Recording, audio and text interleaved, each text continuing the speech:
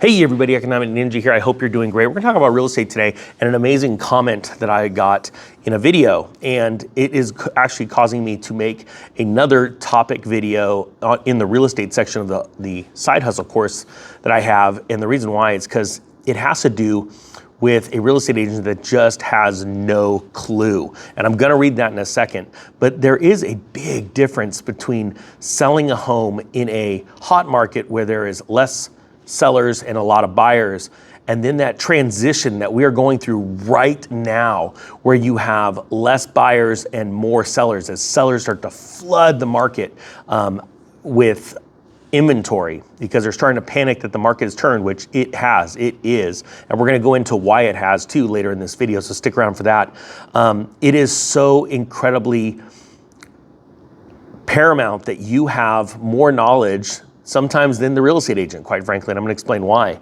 But yes, I'm gonna make a course, so just so you guys know, for everybody that has the course, you're in, so I'm gonna keep making lessons. I don't know when I'm gonna stop, to be honest with you.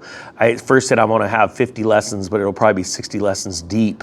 Also, I'm gonna put a link below to the half off. I've got a few more of those, and the course is going up next week because in October, I add the social media aspect, and I'm always learning. I'm actually putting out $3,000 in a couple of weeks alone just to go to more counseling sessions on social media and how to make it better for my companies as well as yours.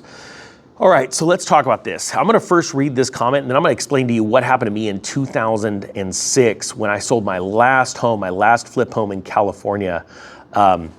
And I was scared to death, quite frankly, because the market had shifted. We all of a sudden had an explosion in properties available for sale and buyers dried up really fast because of interest rates. And I wanna share with you real quick something that's very, very serious. The Federal Reserve just came out the other day and stated that they're looking to get the Fed funds rate to around 4%, to 4%, and in very short order. Now, to give you an idea, right now the Fed funds rate sitting a little at what, 2.25% or 2.5%, something like that, I can't remember.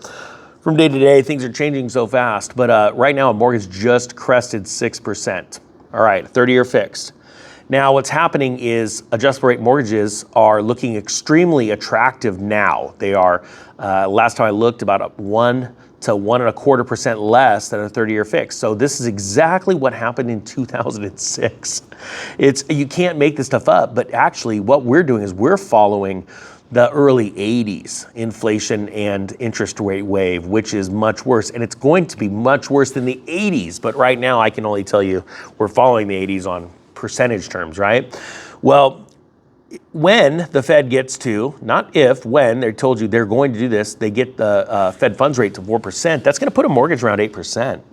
So you tell me, and let's say that all of a sudden the gap between a 30-year fixed and a 5-1 ARM or a 3-1 ARM, let's say, is now 2%, right?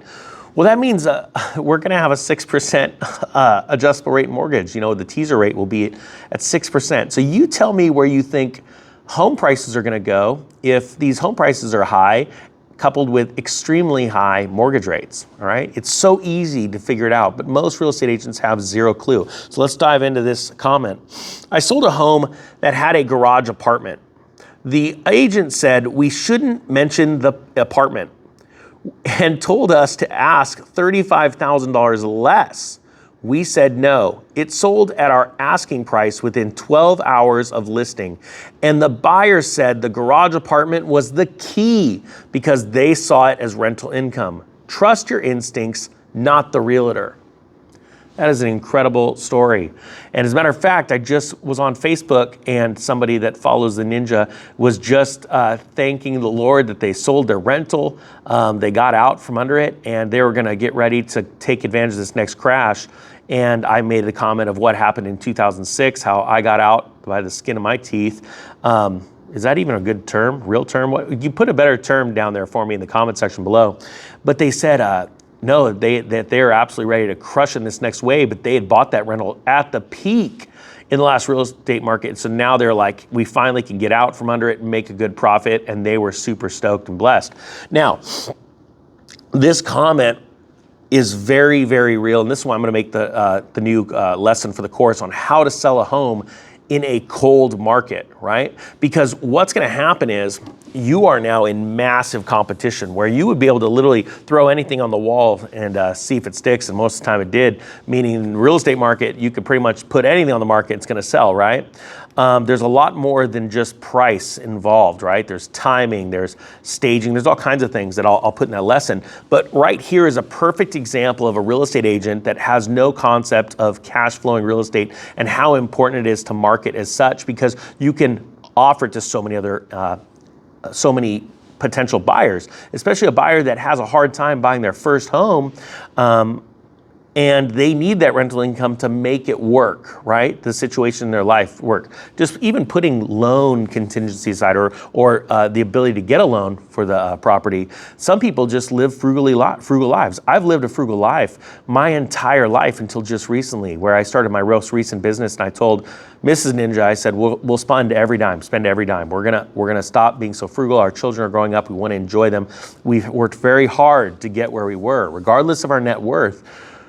We didn't live like it. You know, we were the millionaire next door. I read that book when I was 19 years old or 20 years old, and I never looked back, right? I go, I resonated with that book. Sorry, I'm getting off on a tangent, but I think some people need to hear this. Well, in this situation, the real estate agent was embarrassed by the garage conversion, and they didn't have any experience in this part of real estate, and we see that a lot.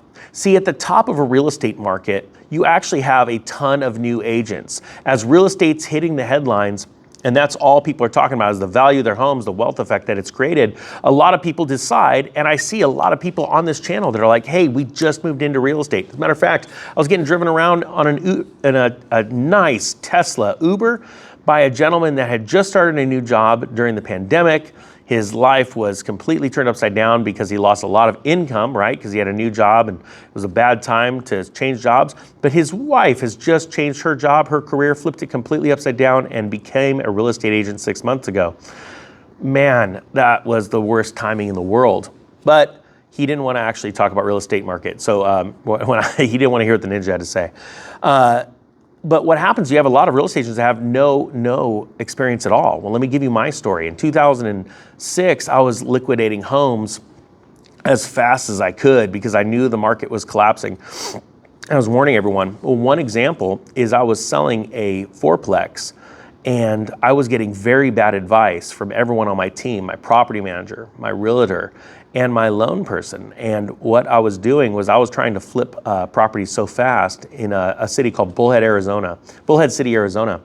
And they kept telling me that I was wrong, that I could not sell the property, this one was a fourplex, for 25% over what I paid for it within 90 days of buying it. Nobody would accept that because the property had been on the market for literally 360 days when I bought it. It was almost 1 year. And I did a couple of fixes to it, and I had a couple of vacancies, so I was able to raise the rent just a little bit. And I was selling it based off of cap rate, not based off of the fact that it didn't sell because of very poor marketing the year prior, okay? At a certain point during the meeting, I had all three people in the room, and I said, with all due respect, we're gonna do it my way. We're gonna list it my way because I'm right and you are wrong. And I don't mean that as an insult, but I'm gonna be very honest. None of you in this room own rental properties. And as a matter of fact, is it true that no one in this room owns even their own home? And that part was correct. At a certain point, because they were straight up arguing with me, and during we were putting together a marketing plan, and it sounds funny that I would have my loan person there. Well, it wasn't that big of a deal because they worked in the same office. They had a full service agency, but I was getting ready to sell that one and pick up another one. So I needed them in there to figure out the numbers and how this was all gonna work. They obviously did what I said because they were working, with me and for me.